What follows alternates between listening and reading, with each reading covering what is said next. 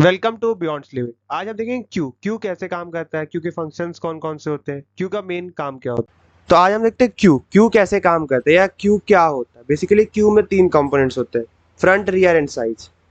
Size का हम basically यहाँ पे क्यों यूज कर रहे हैं, क्योंकि हमने एरे यूज किया है। एरे, पॉइंटर एरे का यूज करने का क्या मतलब होता है, हीप मेमोरी में हमने एरे बनाया है, बस उसको एक स्टोर करने के लिए हमने स्टैक का यूज किया बेसिकली। इससे क्या होगा कि हमें कैपेसिटी बहुत ज़्यादा हो जाती है हमारे पास। तो बेसिकली अब जब हम क्यू बना रहे हैं तो हमको कोई भी क्यू हम जब जनरेट करें तो हमको उसकी कैपेसिटी देनी पड़ेगी। कैपेसिटी यानी कि साइज, उस एरे में कितने एलिमेंट्स प्रेजेंट होंगे। तो हमने क्या किया, फिर क्यू फंक्शन बनाया, जब क्यू क्लास को कॉल करा उसी समय का डायरेक्ट हमने पैरामीटर पास कर दी पैरामीटर कंस्ट्रक्टर के थ्रू, जिसमें इंट कैपेसिटी लिए, साइज को कैपेसिटी के बराबर किया, फिर हमने एक एरे बनाया और फ्रंट और रियर की वैल्यू को -1 कर दिया। इज एम्प्टी चेक करने का क्या तरीका है, सीधे से अगर फ्रंट वेरिएबल आपका -1 है तो वो इज एम्प्टी फंक्शन होता है। फुल का क्या मतलब होता है कि जो रियर का साइज है वो साइज -1 के बराबर है, यानी क्योंकि एरे में जो एलिमेंट्स होते हैं वो n-1 होता है।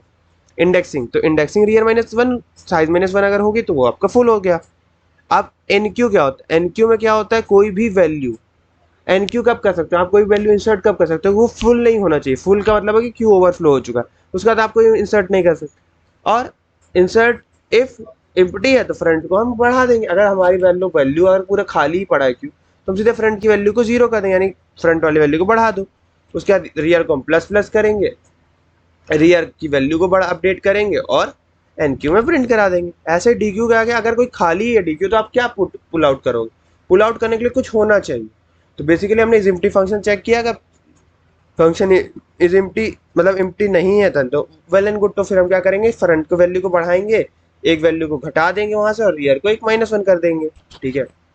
और मान लो ऐसा बाई चांस नहीं होता कि फंक्शन एम्प्टी ही नहीं है, तो हम क्या करेंगे, बेसिकली फंक्शन क्या करेंगे, फ्रंट को आगे बढ़ाएंगे, फ्रंट से पहले वाले एलिमेंट को हटा देंगे और मान लो फंक्शन एम्प्टी है तो सीधे क्यू अंडरफ्लो क्लिक कर दे। पीक एलिमेंट कैसे निकालते हैं, पीक का मतलब कुछ नहीं, तो जो सबसे टॉपेस्ट एलिमेंट जो फ्रंट एलिमेंट होगा उसको हम निकाल, क्योंकि फर्स्ट इन फर्स्ट आउट होता है, जो सबसे पहले आया वही सबसे पहले बाहर निकले।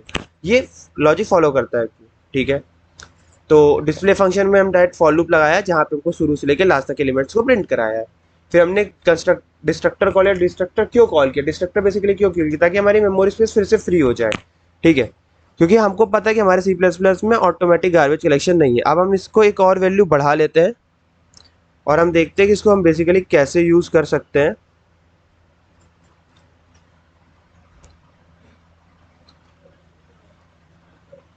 आप 40 रख लेते हैं अपन वैल्यू को, है ना।